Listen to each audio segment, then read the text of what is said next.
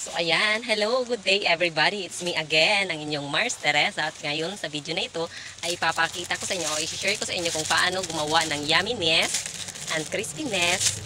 Mas masarap pa sa akin na banana chips. Gawa siya sa saging na saba. So ayan, pero kung bago ka po sa channel ko, please subscribe and like. Then, click mo na rin yung notification bell para updated ka sa aking mga videos. Pero yung mga videos ko ay puro random videos lamang po. Kung ano lang yung ginagawa ko sa araw-araw, yun lang yung aking ipapakita sa aking videos. So, tara, samahan niyo ako.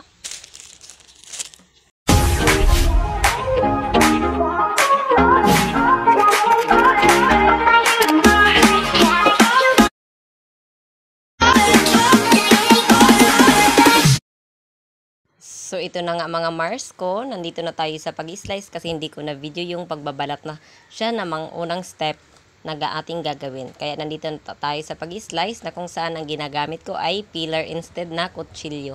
Mas natatansya ko kasi ang kapal ng paghiwa kapag peeler yung ginagamit ko.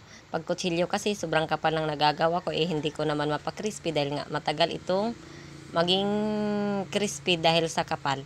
Kaya ayan, mas mabilis, mas manipis, mas maganda. So, tara, samahan nyo ako. Tulungan natin kung paano gawin ito. Habang nag-slice tayo, yung ating kawali naman ay nakahanda na para uminit na yung mantika. Kailangan naging mainit na mainit yung mantika, yung kumukulo na siya para mas mabilis mas mabilis maluto yung saging. Ilalagay natin yung saging depende sa dami ng mantika. Kailangan kasi nakalitaw lang yung saging para maluto siya. Hindi kasi siya maluto kapag yung saging ay sobrang dami. Kailangan nakalitaw lang yung saging. So, kailangan din natin siyang haluin. Kailangan dyan kasi hindi ko na nahalo dahil nga nagbibideo ako. So, kailangan haluin lang siyang nahaluin para hindi magdikit-dikit. At saka kung sa palagay mo yung tunog niya ay para ng shell, pwede mo na siyang haunin. Kailangan kasi para na siyang shell, matunog na siya.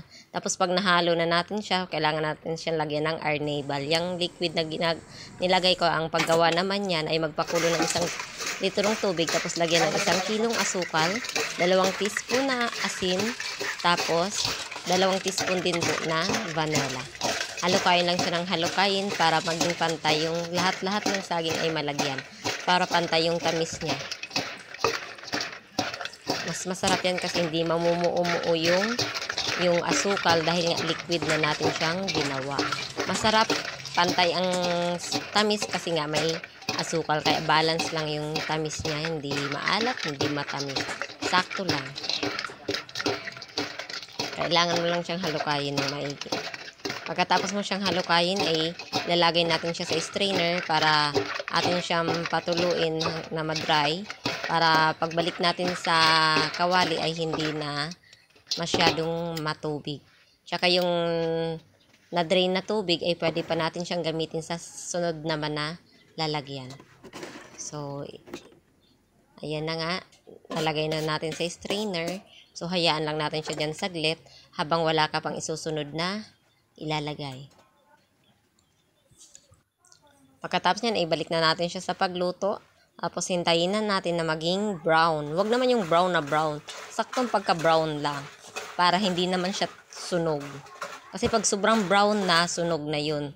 Kaya, kailangan madali lang. Pagkatapos,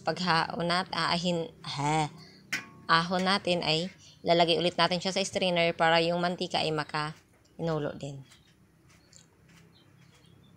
So, kailangan mo siyang halukayin para hindi siya magdikit-dikit. Mas maganda kung yung strainer mo ay malapad para mas maano mo siya ng maayos. Pagkatapos niyan ay balutin na natin. Depende sa gusto mo kung ilang timbang gusto mo. Sa akin kasi ay pang 5 piso lamang kaya 25 grams lamang yung aking timbang. Tapos gumamit ka lamang ng plastic na 4x5. So, paano yan mga Mars ko? Please like and subscribe my channel and follow for more. Thank you!